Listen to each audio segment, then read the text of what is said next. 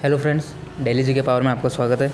और आज हम लूसेंट की बुक में से मौर्य साम्राज्य के बारे में पढ़ेंगे, जिसमें हम अशोक के बारे में पूरा इस टॉपिक से जितने भी इम्पोर्टेंट प्रश्न बनते हैं उन सभी के ऊपर डिस्कस करेंगे। इससे पहले कि हमने सारे वीडियो अपलोड कर दिए हैं, अगर आपने नहीं देखे तो एक बार विज़िट ज़रूर कीजिए चैनल पर, और अगर पसंद आए तो लाइक ज़रूर करना। तो पहला ही प्रश्न अशोक से मैं पूछता हूँ आपसे कि अशोक जो थे उनके पिताजी का नाम क्या था? बिंदुसार। और प्रश्न ऐसे उल्टा भी आ सकता है कि बिंदुसार के उत्तराधिकारी का नाम क्या था? अशोक। अच्छा, अशोक की माताजी का नाम क्या था? सुभद्रांगी। ठीक है। अच्छा, अशोक का जब राज्याभिषेक हुआ था, है ना, ये हुआ था 269 ईसा पूर्व में। तब राज्याभिषेक हुआ था ना, उस समय ये कहाँ के राज्यपाल थे? उज्जैन के। ठीक है। और उज्जैन को क्या बोलते थे उस टाइम पे? अवंतिका या उज्जयिनी। ठीक है। अच्छा, जो पुराण थे, पुराणों में अशोक को क्या कहा गया है? अशोकवर्धन कहा गया। अच्छा, पुराण कितने थे वैसे? 18 पुराण थे। और इसके रचयिता किनको माना जाता है? लोमहर्ष और उनके पुत्र उग्रश्रवा। इनको क्या मानते हैं? पुराणों के रचयिता। ठीक है।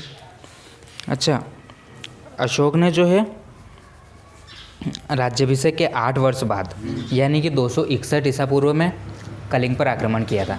ठीक है। तो आपको बताना है कलिंग की राजधानी क्या थी? तोसली। ठीक है। कलिंग की राजधानी थी तोसली। और इस आक्रमण का उल्लेख अशोक के 13वें शिलालेख में किया गया है। ठीक है। अच्छा, एक मिस्र का राजा था फिलाडेल्फस या फिर टोलमी सेकंड। उसका एक राजदूत था जो कि अशोक का दरबार में आया था। उस राजदूत का आपको नाम बताना है। डियानिसियस। ठीक है। डियानिसियस मिस्र के राजा टोलमी सेकंड का राजदूत था, जो किसके दरबार में आया था? अशोक के दरबार में आया था। अच्छा, अशोक जो है वो किस धर्म को मानता था? बौद्ध धर्म को मानता था। तो बौद्ध धर्म की जो शिक्षा है उसे किसने दी थी? उपगुप्त नामक बौद्ध भिक्षु ने अशोक को बौद्ध धर्म की शिक्षा दी थी। ठीक है। अच्छा, एक प्रश्न यहाँ से बन रहा है कि आजीवक संप्रदाय जो है इसकी स्थापना किसने की थी? इसकी स्थापना की थी मक्खली गोसाल ने। ठीक है।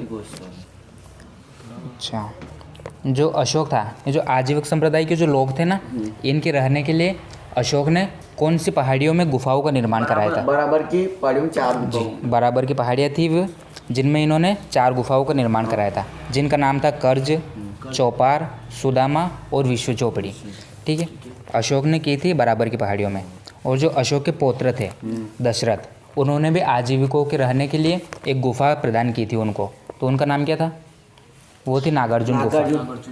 ठीक है। अशोक के पुत्र दशरथ ने आजीविकों को कौन सी गुफा प्रदान की थी? नागार्जुन गुफा। और अशोक ने कौन सी की थी? बराबर की पहाड़ियाँ में। ठीक है। अच्छा, अशोक के पुत्र का नाम क्या था? वो महेंद्र था। और उनकी पुत्री का नाम संघमित्रा। दोनों को उन्होंने श्रीलंका भेजा था बौद्ध धर्म के प्रचार के लिए। ठीक है। अच्छा, जो शिलालेख है वो भारत में सबसे पहले शिलालेख का प्रचलन किसने किया? प्रचलन किसने किया? अशोक ने किया। उन्हीं के काल के बाद ये शिलालेख लिखे गए, मतलब। ठीक है। अच्छा, अशोक के जो शिलालेख है उनमें कौन सी लिपि का प्रयोग हुआ है? हाँ, 3-4 लिपियाँ है ये, ब्राह्मी, खरोष्टी, ग्रीक और अरमाइक। अगर शिलालेख पूछे तो शिलालेख में इन 4 लिपियों का उल्लेख हुआ है। और अगर ये पूछे जो स्तंभ लेख है उनमें कौन सी लिपि का प्रयोग हुआ है? ब्राह्मी लिपि का। कितने हैं स्तंभ लेख? कितने अशोक के? 7 स्तंभ लेख है और 14 अभिलेख या शिलालेख, कुछ भी बोल दो आप। ठीक है। 14 शिलालेख है और 7 स्तंभ लेख है। जो 7 स्तंभ लेख है उनकी लिपि कौन सी है? ब्राह्मी लिपि। ठीक है। अच्छा, अशोक के जो शिलालेख है उनकी खोज किसने की थी? पेंथेलर ने खोज की थी 1750 में। और इनको पढ़ा किसने था?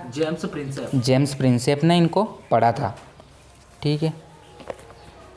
अच्छा, जो रानी का अभिलेख, वो कौन सा अभिलेख को बोलते हैं? कौशाम्बी अभिलेख को रानी का अभिलेख बोलते हैं। अच्छा, अशोक के जो अभिलेख है 14 अभिलेख, इनमें से सबसे बड़ा कौन सा है? 7वां अभिलेख सबसे बड़ा है, जिसमें अशोक के द्वारा जितनी भी यात्रा की गई थी, तीर्थ यात्रा वगैरह, उनका वर्णन किया गया है। तीर्थ यात्रा में जाने में थोड़ा लंबा टाइम लगता है, तो ये सबसे लंबा है। और अगर सबसे छोटा पूछ ले तो पहला नहीं ये है रुम्मीदेई अभिलेख। रुम्मीदेई स्तंभ लेख है, अभिलेख नहीं है। रुम्मीदेई स्तंभ लेख सबसे छोटा स्तंभ लेख है, ठीक है। और इसी में जो अशोक ने लुम्बिनी की यात्रा की थी और उस दौरान उसने भू राजस्व जो था, टैक्स था, उसके दर को घटा दिया था, तो इसका वर्णन किस में है? रुम्मीदेई स्तंभ लेख में, ठीक है। अच्छा, अशोक ने कौन से शिलालेख में कहा है कि सभी जो लोग हैं, सभी मनुष्य मेरे बच्चे हैं? पहले स्तंभ लेख ने, पहले शिलालेख में अशोक ने ये घोषणा की है, ठीक है, कि जो भी प्रजा है ना, वो सब मेरे बच्चे हैं, ठीक है। अच्छा, सम्राट अशोक की सहायता के लिए एक मंत्रिपरिषद होती थी, जिसमें कितने सदस्य हो सकते थे? 12, 16 या 20? 12, 16, 20, ठीक है। 12, 16, 20।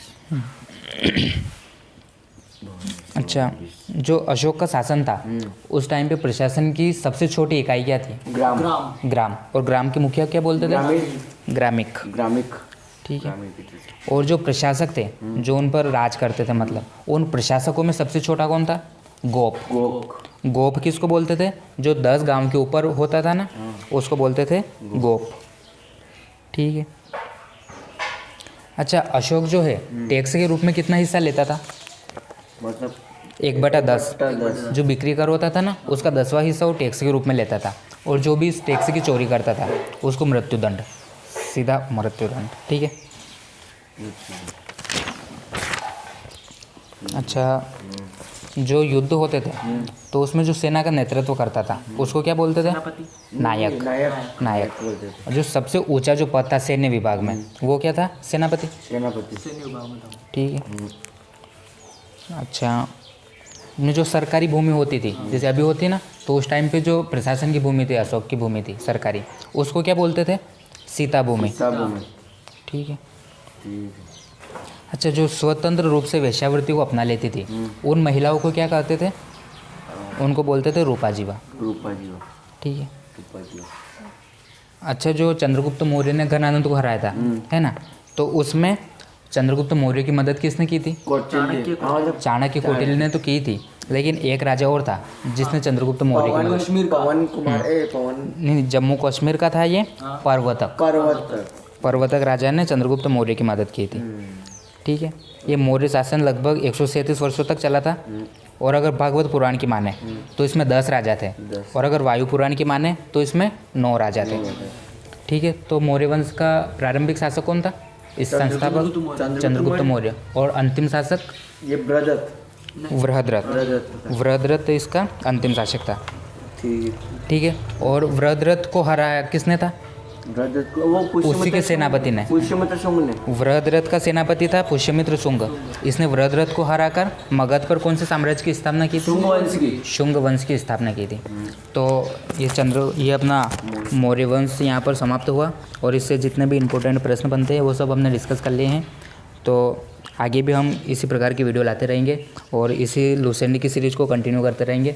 और अगर आपको हमारा काम पसंद आ रहा हो, हमारी वीडियो अच्छी लग रही हो, तो लाइक करके हमारा हौसला ज़रूर बढ़ाएं। मिलते नए वीडियो में, तब तक के लिए जय हिंद।